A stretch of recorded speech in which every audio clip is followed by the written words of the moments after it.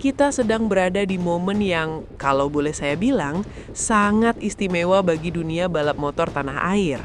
Rasanya baru kemarin kita melihat bibit-bibit muda bermunculan. Namun hari ini, di tahun 2026 ini, kita dipaksa untuk menahan napas dan memberikan hormat setinggi-tingginya. Kabar yang datang dari sirkuit Buriram, Thailand, bukan sekedar berita olahraga biasa. Ini adalah sebuah proklamasi. Veda Ega Pratama, pemuda kebanggaan Gunung Kidul itu, baru saja mengguncang panggung dunia dengan cara yang begitu elegan namun mematikan. Coba bayangkan situasi di sana. Moto3 adalah kelas yang terkenal buas. Disinilah para pembalap muda dari seluruh penjuru dunia saling sikut, mencari celah sekecil lubang jarum, dengan motor-motor yang performanya nyaris setara. Bagi seorang rookie atau pendatang baru, biasanya target utama hanyalah finish atau syukur-syukur bisa mencuri poin. Tapi apa yang dilakukan Veda? Dia tidak datang untuk sekedar berpartisipasi. Dia datang untuk berkompetisi di level tertinggi.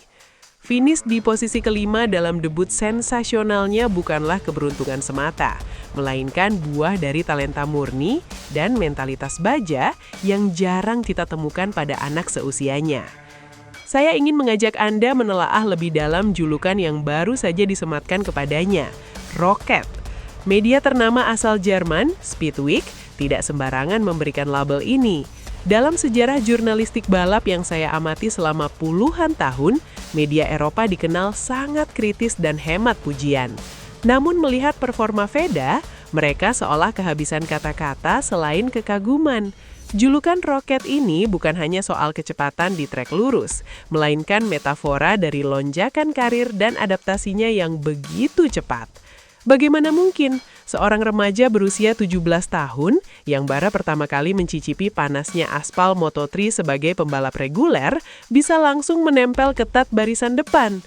Mari kita bedah sedikit jalannya balapan akhir pekan lalu itu. Veda melahap 19 lap dengan total waktu 32 menit 23,873 detik. Angka ini mungkin terlihat hanya sebatas statistik bagi orang awam, namun bagi kita yang mencintai detail sejarah balapan, selisih 9,687 detik dari pemenang lomba, David Almanza, adalah jarak yang sangat masuk akal dan kompetitif untuk seorang debutan.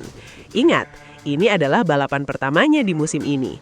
Dia tidak terlihat demam panggung sedikit pun. Justru yang kita saksikan adalah ketenangan seorang veteran yang terperangkap dalam tubuh remaja. Ada satu momen yang membuat bulu kuduk saya merinding. Veda sempat melakukan kesalahan kecil di sepertiga akhir balapan. Di dunia balap, kesalahan kecil seringkali menjadi akhir dari segalanya. Mental bisa runtuh, fokus bisa buyar, dan posisi bisa melorot drastis. Namun disinilah letak perbedaan antara pembalap biasa dengan calon legenda. Veda tidak panik, dia bangkit kembali, menyusun ulang ritme balapnya, dan bahkan berhasil menyalip Adrian Fernandez, sosok yang notabene adalah pemenang seri penutup musim lalu. Manuver itu bukan sekedar aksi salib menyalip, itu adalah pernyataan bahwa Veda tidak gentar dengan nama besar. Lebih jauh lagi, mari kita bicara soal konsistensi. Sepanjang sesi di Buriram, Veda hanya sekali terlempar dari posisi 10 besar, yaitu saat latihan bebas kedua. Selebihnya, dia selalu ada di sana, di deretan para elit. Bahkan catatan waktu lap tercepatnya saat balapan, yakni 1 menit 41,334 detik, hanya terpaut sangat tipis, 0,104 detik dari Valentin Perron. Ini menunjukkan bahwa secara raw speed atau kecepatan murni, Veda sudah berada di level yang sama dengan para pesaing utamanya. Tidak ada keraguan lagi soal kapabilitas mesin maupun penunggangnya. Yang membuat hati ini terasa hangat adalah fakta bahwa Veda menjadi pembalap Honda terbaik di grid tersebut. Ini adalah pencapaian yang syarat makna. Rekan setimnya, Zen Mitani asal Jepang, yang juga berstatus rookie, tertinggal hampir setengah menit di belakang Veda. Dalam dunia balap motor, setengah menit adalah keabadian. Mengalahkan rekan setim dengan margin sebesar itu adalah cara paling absolut untuk menegaskan dominasi dalam garasi tim. Veda telah membuktikan bahwa dia adalah tumpuan utama. ujung tombak yang bisa diandalkan oleh pabrikan. Namun di balik helm dan baju balap yang penuh sponsor itu, ada sisi humanis yang patut kita teladani. Usai balapan yang begitu menguras adrenalin, Veda tidak lantas membusungkan dada atau berbicara besar. Laporan menyebutkan bahwa dia hanya tersenyum lebar dan dengan sopan mengucapkan terima kasih kepada timnya.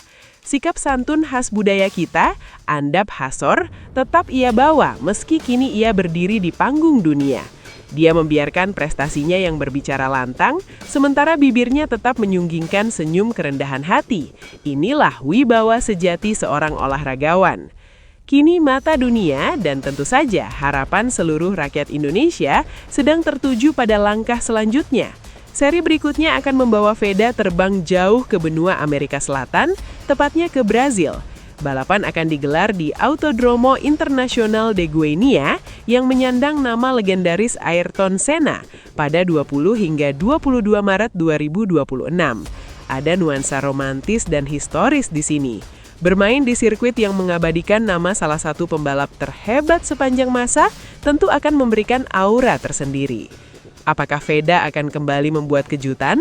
Tentu saja, sebagai pengamat, kita harus tetap realistis dan tidak membebaninya dengan ekspektasi yang berlebihan. Perjalanan musim balapan masih sangat panjang. Akan ada sirkuit-sirkuit yang karakternya mungkin belum bersahabat.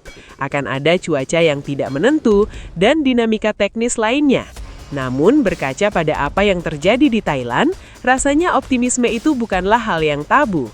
Kita punya alasan kuat untuk percaya bahwa roket dari Gunung Kidul ini belum mencapai ketinggian maksimalnya. Kita sedang menyaksikan lembaran sejarah baru yang sedang ditulis dengan tinta emas. Veda Ega Pratama bukan lagi sekedar harapan, dia adalah bukti nyata bahwa talenta Indonesia mampu berdiri sejajar, bahu-membahu, dan bahkan mengasapi talenta-talenta terbaik dunia. Mari kita nikmati proses ini. Mari kita dukung dengan doa dan semangat positif. Karena pada akhirnya, melihat bendera merah putih berkibar dan nama Indonesia disebut dengan penuh hormat di kancah internasional adalah kebanggaan yang tak ternilai harganya. Perjalanan Veda di Moto3 2026 ini mengingatkan saya pada era-era awal para legenda balap memulai karir. Ada sorot mata yang tajam, ada kelaparan akan kemenangan, namun tetap terbalut dalam kontrol emosi yang matang. Jika dia mampu mempertahankan konsistensi ini, bukan tidak mungkin di akhir musim nanti kita tidak hanya membicarakan tentang rookie terbaik, tapi mungkin sesuatu yang lebih besar lagi.